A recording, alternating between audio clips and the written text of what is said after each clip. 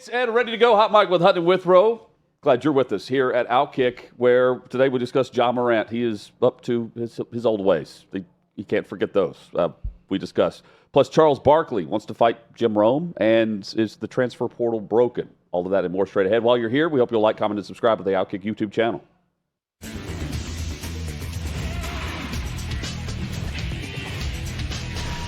Chad, let me know if you've heard this before. The NBA, they are looking into a gesture from Ja Morant Tuesday evening. Let's look into it. Old Shooter McGavin himself, Ja Morant. Yeah. Two-time that, baby. Well, he's got to give the guns up. He's like a Texas Tech fan. But in this case, no revolver. It's the shotgun. So, in this case, and of course we know his history, his background, the investigation into the Denver club where he had a weapon, but he didn't travel with it, or they couldn't prove it, or whatever. Ja Morant was set up to be the face of the NBA, I believe. I mean, Powerade, they had just signed him to a massive deal. First one in a long time for Powerade.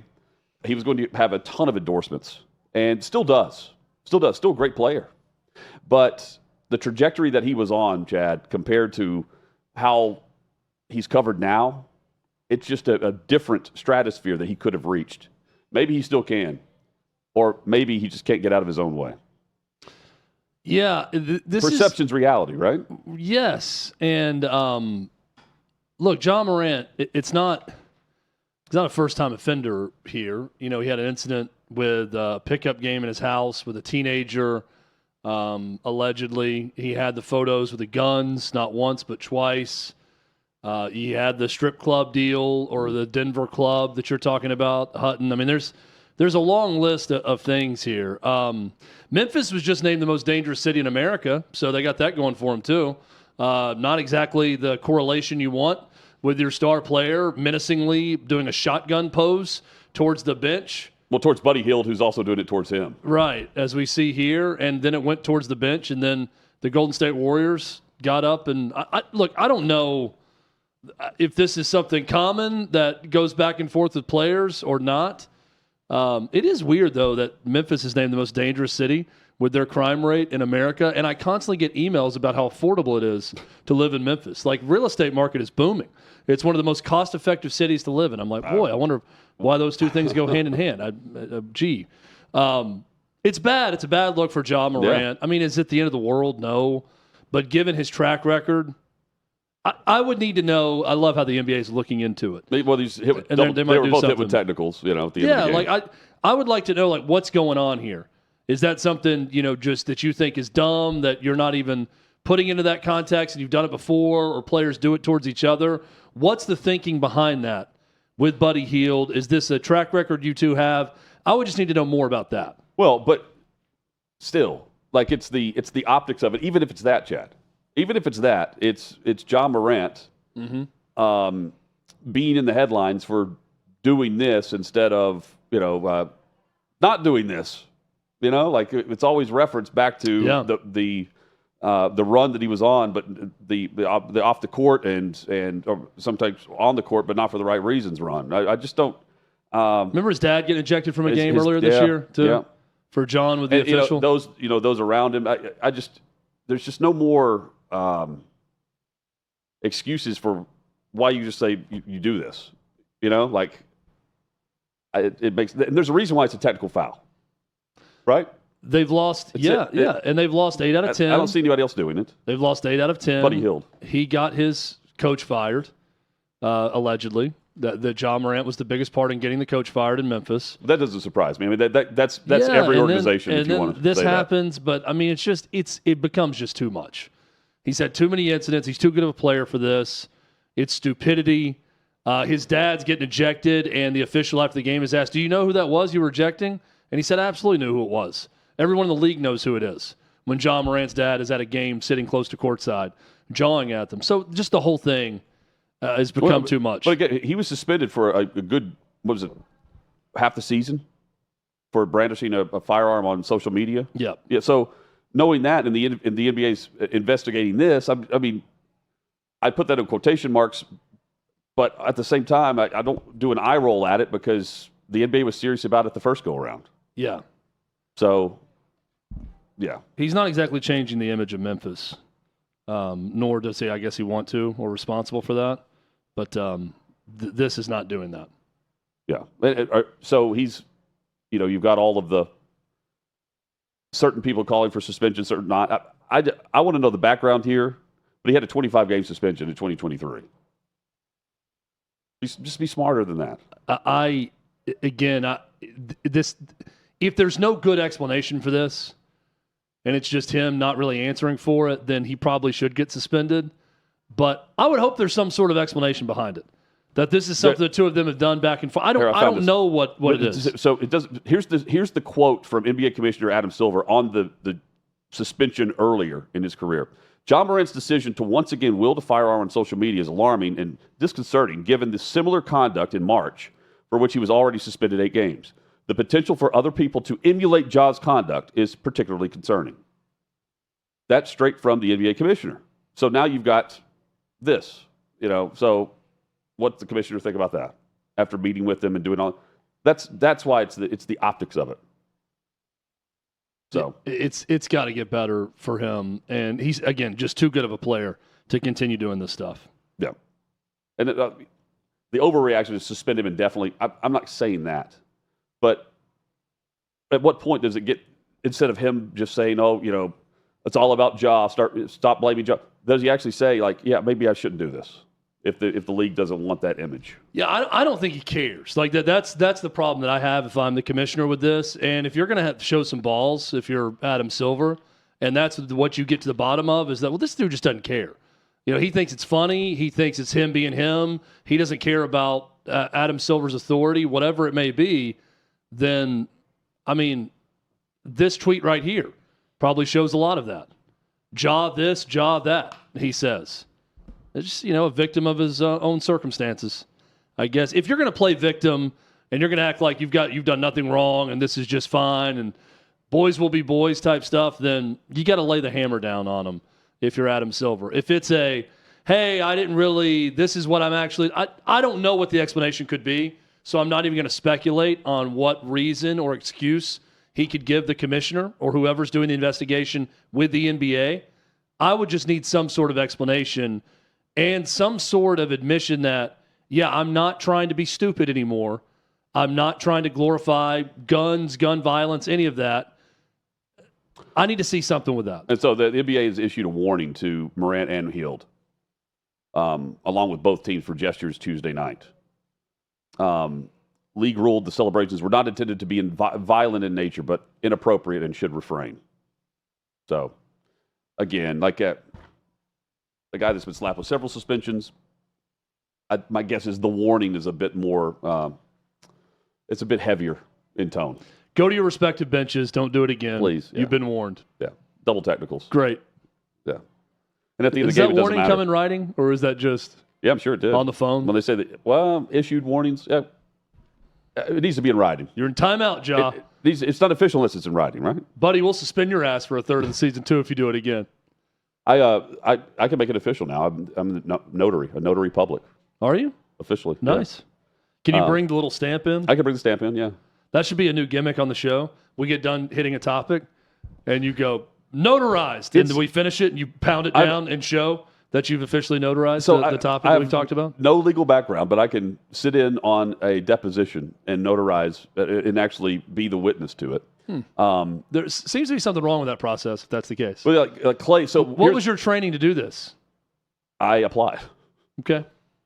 But like a background check.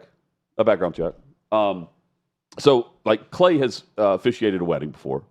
I was asked to be the officiant for my cousin's wedding coming up in May. So I could either go online and become an ordained minister, or I do this.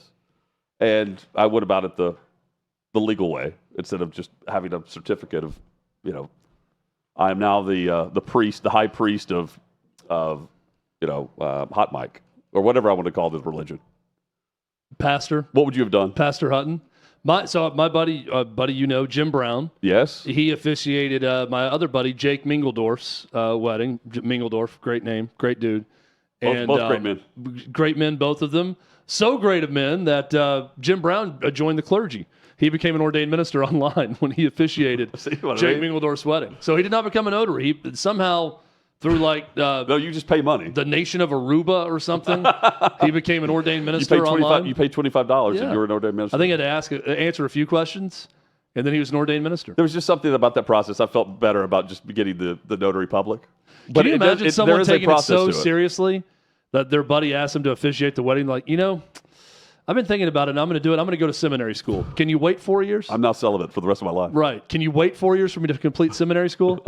Before that, a long engagement, and then I'll be ready to give you the vows. Well, the good news is if anyone in studio or whatever, if you need something notarized, I can do it. Yeah, that is good. Free of charge. It's up to me if I want to charge. It's amazing how many people get notarized. Next time I get sued, I'll remember you. I've actually got a notary here for the deposition. I had to post bond for this. Isn't that interesting? Yeah. $10,000 bond. I'm just, adding something to your resume, Hutton. Good job. Yeah. The resume of Jim Rome, we've heard the Chris Everett from Jim Rome. It nearly got heated, or it did get a little heated with Charles Barkley back in the day. But luckily for Jim Rome, Barkley's no LeBron James, and Rome's no Stephen A. Smith either, where they crank it up to the next level. Chris Stahl was ordered at the end of all this by Charles Barkley. And this was back whenever Barkley was going at Rome for things he was saying in the media, the Jim Romes of the world. And Rome's saying on his show, I could have cranked it up to 11, but didn't. And because of who I was hanging out with, Charles Barkley respected them. And we let bygones be bygones. Barkley was on with Rome and said, as far as the whole back and forth between LeBron and Stephen A., that he was disappointed in LeBron for going at the two reporters, Stephen A. and then who was the other one that he went at? Windhorst. Brian Windhorst. For the way he handled that. And he was also disappointed in Stephen A. for continuing to push the storyline down. I haven't heard about Jim Rome in a while. No, I haven't either. And Jim Rome was the guy who started this. Like, if you pointed to, I remember the movie Any Given Sunday, there's a character that's based, like James Rose, that was based off of Jim Rome.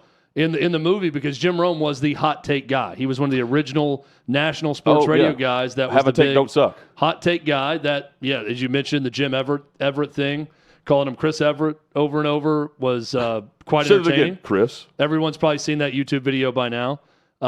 Jim Rome said, talking about the beef they had, they were talking about Stephen A. Smith and LeBron, but discussing the beef, he said, quote, he didn't knock me out because he's the best guy.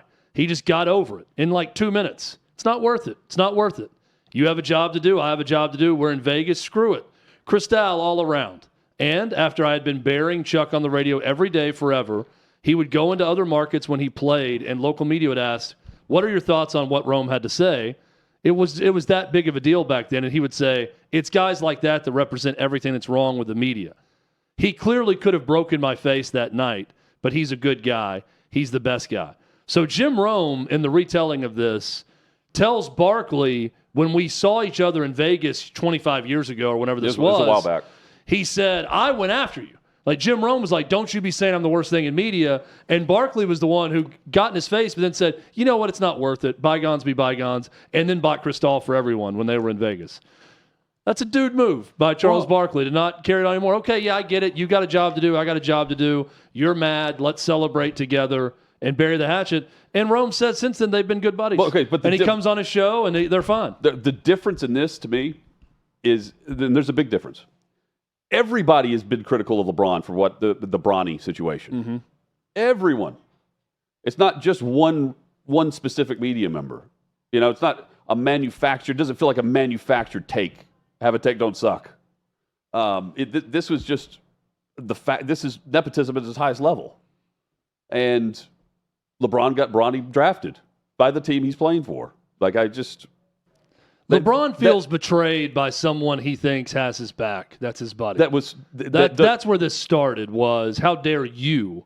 Well, not everyone else that's criticized, which is everyone in media criticizes Bronny. It's not just everybody. You're supposed to have my back. You specifically because and Windhorst. You are the guy who talks about the NBA all the time. That's supposed to Talk about the NBA in a way that supports the league, promotes the league. Windhorst, same thing. I don't like how you're covering this. I don't like how you're covering the league. It's like LeBron James felt personally offended by those guys. But this is specifically as a father, not as a player. That's what LeBron was saying with McAfee. Yeah. Like the dad came at him. He's going at it not because of the way the league is covered, which he's also been critical of, but the way his son was discussed and he was discussed. So but everyone has done that, you know? And it's a fact. Like I just think to myself, like, it's not just Stephen A. who's talking about and has the opinion that this was a farce. Right, but Stephen A., so in LeBron's mind, again, I'm agreeing with you, Hutton. Everybody did it. He could have done this to anyone. I'm just trying to get in the mind of LeBron James. Everybody's not Stephen A. Smith in LeBron James' mind. And Stephen A. saying the same thing back. Stephen A. Smith is bigger, has a bigger audience, a bigger name. And I think LeBron feels like Stephen A. Smith owes him something. Well, the way Brian Windhorst owes him something. It's a betrayal coming from him. And Stephen A. is responding and saying, "You owe me something because yes, I do have your back because I could have done this and this and this." That's the response. That's how I took it. Meanwhile, what has Windhorst said? Nothing. I don't even know. But yes, they have a personal relationship. If Clay Travis bashes LeBron's handling of Bronny, LeBron's like, well, that's what Clay Travis does, or that's what OutKick does, or that's what this media. He doesn't care. But when it's someone that clearly knows LeBron James personally and has this personal info on him, when he betrays him, and that's in the eyes of, again, Stephen A. Smith has given his honest opinion, which we all have. LeBron James helped manufacture the drafting of his son before he was ready to play in the NBA, and it's not helping anybody. It's not helping his son. It's not helping the Lakers. It's helping LeBron James get what he wanted out of the deal. We've said it. Almost everyone in media has said it. Stephen A. Smith said it because he believes it, that he's not doing his son any favors with this. The difference is I don't know LeBron James. Clay Travis doesn't know LeBron James. Everyone else that said this, LeBron probably sees that as, well, that's just what they do. But that's not what Stephen A. Smith's supposed to do, my friend. A guy that I know, a guy that I talk to. Mm-hmm. Brian Windhorst, same thing. How dare you? How dare you say that? How dare you be like Clay Travis and OutKick or whatever other outlets out there? That's where they got squirrely with each other and all this. Now, how he handled it there, whatever. Since then, I think LeBron has handled it. At least he's appeared better than Stephen A. Smith in the reaction to all of it. I think he helped himself on Pat McAfee, all of that. You know, Pat McAfee's a great example of this. And we were having a group text conversation with a buddy today about Pat McAfee's probably going to get sued with Disney over the girl at Ole Miss and the false rumors on the internet. Pat McAfee's not to blame for that rumor. By the time Pat McAfee discussed it, it was everywhere. It was viral. Everyone had seen the girl's name. Right. They had seen pictures of the dad. They had seen pictures of the boyfriend. They knew the sorority at Ole Miss. They knew the fraternity. They knew everything about it. But even though Pat McAfee didn't say her name, they need someone because it's a terrible thing for this. I mean, everybody feels bad.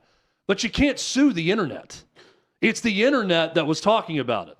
But you can go after Disney and Pat McAfee because Pat McAfee was the biggest voice to even mention the story without mentioning her name. McAfee, I think Barstool was mentioned. Barstool is KFC. Another one that's going to get sued. Yeah. But here's the thing. Yeah, I mean, that's point being, like, that's the way LeBron took it. Is I'm pissed the way everybody's talking about it, but I'm going to go after the guy that I know.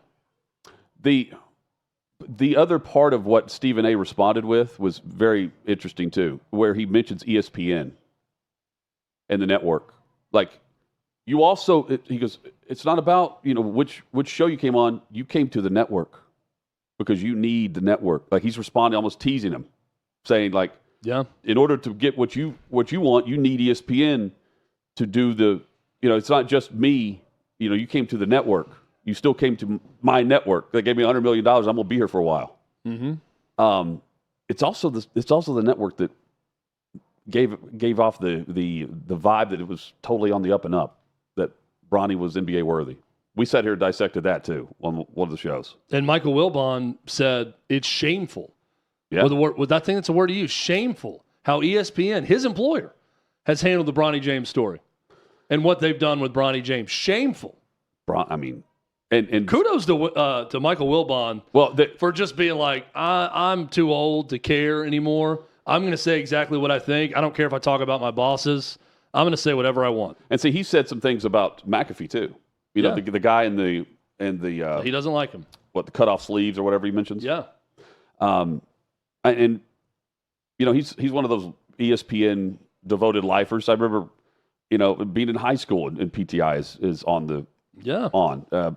It's interesting the dichotomy of the different shows right now that they have versus what they were, and it's a great thing for ESPN. They are different show to show for sure. Yeah. So the latest comments from Michael Wilbon. Of course, he joined Bobby Barack at OutKick. That's the first thing that kicked all this off. But he joined the Waddle and Sylvie show. What a great local sports talk show name. Waddle and Sylvie in Chicago. And the quote was, I found it less than the professional level standard that I became accustomed to personally at Northwestern, at the Washington Post. Just talking about Bronny James for what? And says they were forced and told to talk about Bronny James. So Stephen A. Smith, we've got the audio here. Here is his response to LeBron. And pick up on where he mentions the network and how LeBron needs ESPN. Point is this. The day he came up to me was the day my new contract was announced. So he knows, like everybody else, it's going to be a little while before I go away. I was here before he got here in 2003. And in all likelihood, I'm going to be here when he's gone. You got to deal with that, bro. Plain and simple.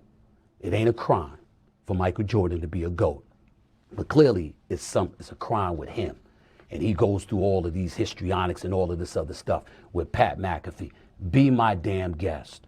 Love Pat McAfee show. Great job. And any other show on ESPN, y'all continue to do what you do. But LeBron James coming on any show, on this network or any other, doesn't escape me. Let's go on with First Take. That's it right there. Okay. Doesn't escape me. So that's the shot across the bow, too, that it really is. My network. My network, but also LeBron needs it. Where else are you going to go? Yeah. I am Disney. Yeah. I am Walt Disney right now to you, LeBron. You will call me Mr. Disney from Chad, here on out.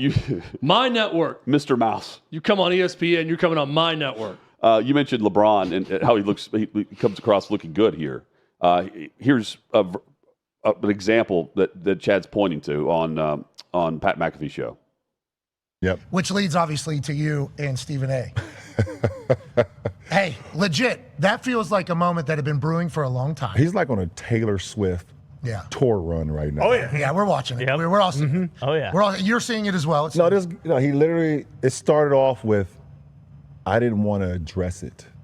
Yeah, sure. I didn't want to address it. I wasn't going to address it, but since the video came out, I feel the need to address it. Yeah, on fire. You would be not to talk about it. Are you kidding me? If there's one person that couldn't wait to the video to drop so you could address it, it's your ass. Like seriously, and like he completely like missed the whole point. The whole point. Never would I ever not allow people to talk about the sport, criticize players about what they do on the court. That is your job, to criticize or to, be in a position where, okay, if a guy's not performing, that is all part of the game. That's all part of the game. But when you take it and you get personal with it, it's my job to not only protect my damn household, but protect the players. And I think a lot of the media, including him, and I know he's gonna be happy as hell. He's gonna be smiling from ear to ear when he hears me talking about it again. Oh my God, he's gonna get home and grab some ice cream out of the freezer and sit in his chair and his tighty whities on the couch. I hope at some point you two do get a chance. But you're right. Dude, relax, bro. Relax. Seriously. Yeah, relax. I mean, that's how you handle it, with a little bit of comedy, laughing it off, and it was way better than what Stephen A. Smith did. So now the ESPN has two different shows from two different viewpoints, and it's all playing out on their air. And then there's the third part of it is there's another show refusing to discuss it because they think it's beneath them because it's journalism with a capital J. And it's funny too that just everybody who's somebody in NBA media just hates it. Like Charles Barkley was like, we're all dumber for having lived through this feud. This is the dumbest thing on the planet. Michael Wilbon is just torching his own company in the feud. And it's all going to end with Stephen A. and LeBron having a sit down, the decision-like broadcast, either on his show, on ESPN, or on his YouTube channel. They're probably produced by LeBron's company. Yeah. So Wilbon, I love these quotes too from his interview in Chicago. Yeah. LeBron James and Stephen A. are big boys. They're sort of equals in this. They're guys of stature. I'm not getting involved in their stuff. I don't care about their stuff. I don't consume it. I don't give a damn about their back and forth with each other. My objection is to everybody talking about Bronny all the time for about 3 months. I found it disgraceful. I found it less than the professional level standard that I became accustomed to personally at Northwestern, at the Washington Post. Just talking about Bronny James for what? That's him talking about ESPN. He also in the interview was asked about if he got any blowback from his bosses about the interview with OutKick. He said there was no pushback at his criticism of the company. He stands by his comments, and he appreciated Bobby in the interview with OutKick so he could speak candidly during the interview. There you go. Fantastic. And I mean, it's exactly what I would expect Wilbon or Kornheiser to say, for that matter. Yeah. I wonder is there a contract thing coming up for Wilbon? I thought he just signed. This is so funny. Producers would ask Tony and me to talk about Bronny, and not only would we say no, we'd say no colorfully and forcefully to our producers when they brought it up. There you go. He called it clickbait bullshit. They do not give a damn. Clickbait bullshit. Yes. Which I do think it's funny, though, that producers are probably being told from their bosses at ESPN, hey, when's the Bronny clip coming? When's the Bronny segment going to come? Yeah. And the two old guys are just like, we're not talking about a guy who averaged 2.7 points per game at USC. Yeah. Sorry. Yes, exactly. Who was benched at one point. And I mean, the idea, can he crack a roster that's going to be one of the 3 inactives each game at the end of the bench? No. Boy, he also, this is amazing quotes from this interview. He went on to say, Wilbon did, that's how I feel. I've said it before. I wanted to say it. I knew OutKick was going to print it the way I said it, which was raw. And since certain shows on our network, at least one person on our network is allowed to speak that colorfully, I don't want to get pushback on that from anyone. And he has it. Yeah, no editing. Yeah. He knew that it was going to be printed as is at OutKick. Pretty cool. Yeah. And now good, a really good moment for OutKick. So well done, Bobby Barack. Let's reach out to him. Yeah, let's get Bobby on. No, let's say Bobby and Wilbon. Oh, Wilbon too, yeah. What's Kornheiser up to? Together. Maybe he doesn't do interviews. Maybe Kornheiser is jealous of Wilbon getting this much shine, and now he'll go on our show and say what he really feels about Pat McAfee. I think he doesn't do any media whatsoever. Kornheiser? I'd never hear it anywhere else. He's a classically annoyed person. Like everything that I hear about him is that he's just very, does not want to deal with it. Thinking about it, he is one of the Wilbon's a media member I know nothing about. A little bit that way too. Yeah, we can. That's Clay's biggest influence in media is Tony Kornheiser. He fell in love with him reading his columns first at the Washington Post, but then as a talk radio guy in D.C. when he was in college at George Washington. He listened to Tony Kornheiser all the time. We'll ask Clay about that next week. That's a good one to get him on. Chad, there's a new mentality right now that you know how we mentioned a lot that the college coaches are having to adapt. Yep. I would struggle with this, adapting to someone who left my program and then wanted to come back. There's something about that where you're either in or you're out. He's done it twice now. Yeah, I know. That I would struggle with. The swinging transfer portal door. You got Michie Johnson Jr., who is returning to South Carolina now for a second time. And I mean, if you're good, if you can ball, as a coach, I would want that player. I would struggle with the guy who left, and now we're good enough. Now you want to come back. Do you agree with me, or would you think you would as a coach you would be close to the player enough to let bygones be bygones? If I'm reading this correctly, because I don't remember Michie Johnson originally at Ohio State. I do remember him at South Carolina as a really good player. Went to Ohio State, transferred to South Carolina, transferred back to Ohio State, and is now attempting to play his last year. He's trying to get a 6 year of eligibility because of a medical hardship to play his final year back at South Carolina. If I'm the school that he's trying to go back to for a second time, I'm being very upfront and saying, that's fine. We think you're a decent dude and a good player. You're not getting paid half as much as what you did before in NIL. I'm not opening up. I'm not going to print different checks to you each time you decide to go back and forth and take checks from these two different schools. Yeah. Now, to his credit, and if you don't like that, then you can go somewhere else. It's not like he's a jackass with this. Like he says, LOL, I get it. Going back to the same school, going back to the same two schools twice. This isn't what I imagined nor thought my career would be like, but I serve a perfect, merciful, and graceful God, and I know that his journey, this is his journey for me. Hashtag unheard of. I appreciate that, but just on the flip side, the coach in me would just kind of it would rub me the wrong way. After going back to the school, you can't, I wouldn't like it. Not giving him a big paycheck, I'll tell you that much. I know what else you don't like. The Braves right now. So the Braves had the second best odds to win the World Series. They don't anymore. The Dodgers were going away the best odds. They're unbeaten right now. The Braves, well, they're still looking for their victory. The Dodgers are 8-0, and they've trailed in 6 of those games and came from behind to win. They were down 5-3 last night. The Braves had bases loaded with the 2, 3, 4 hitters up. Nobody out. Bases loaded.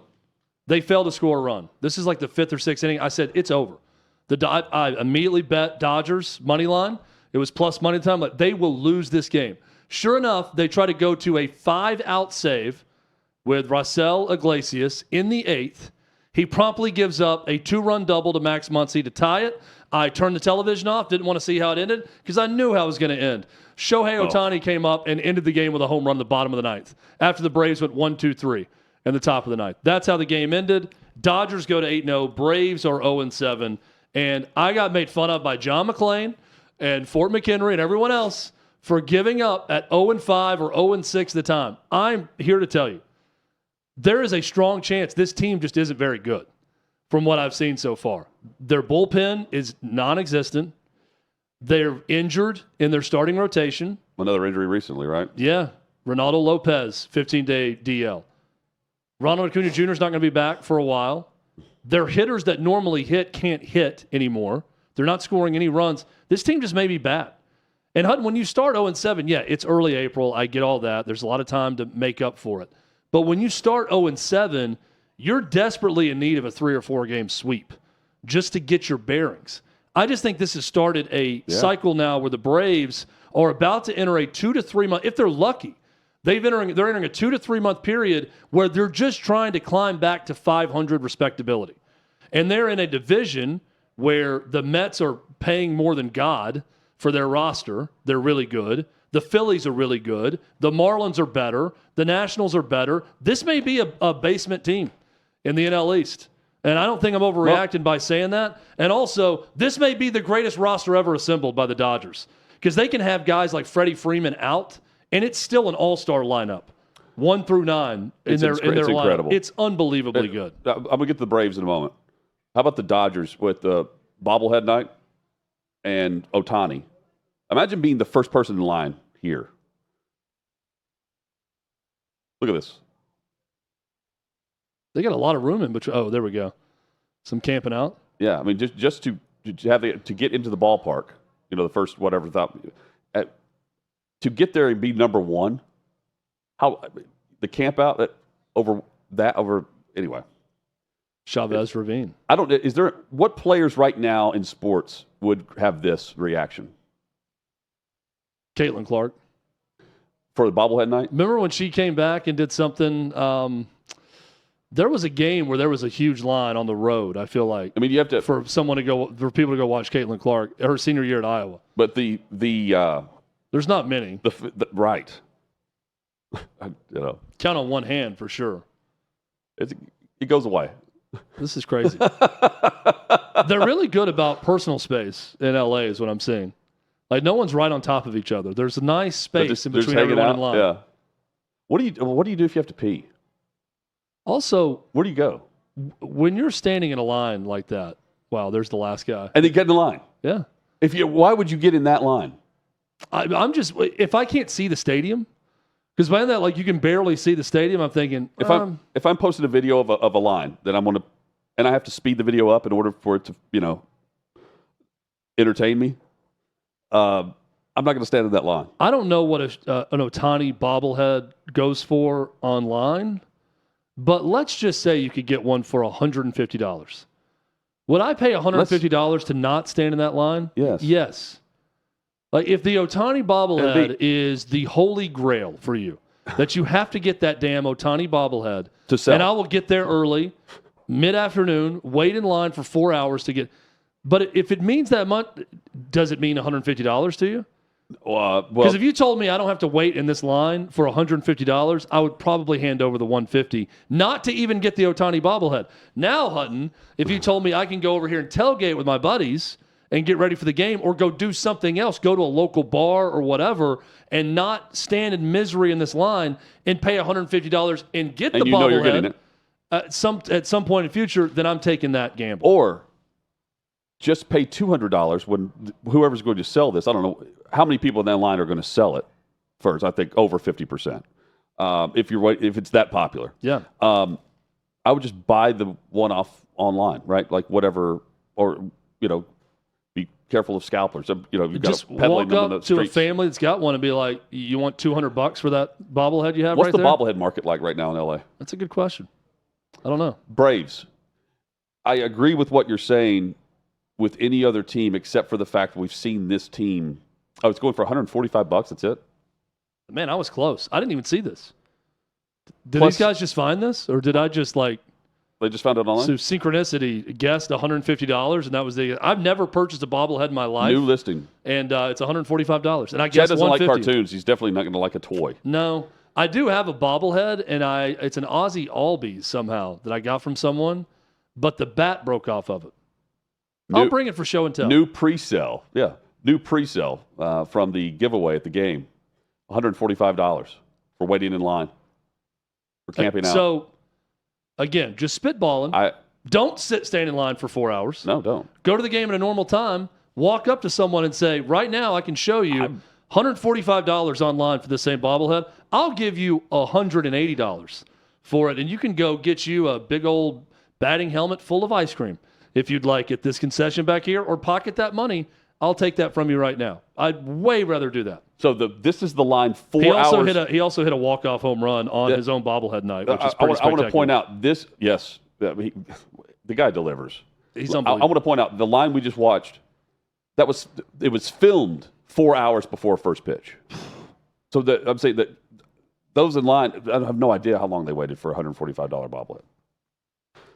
The Braves can't really put a price tag on a bobblehead. Apparently, that's what we're learning with Anthopoulos. With what we've seen even last year when they came back and won the division, right, during the season.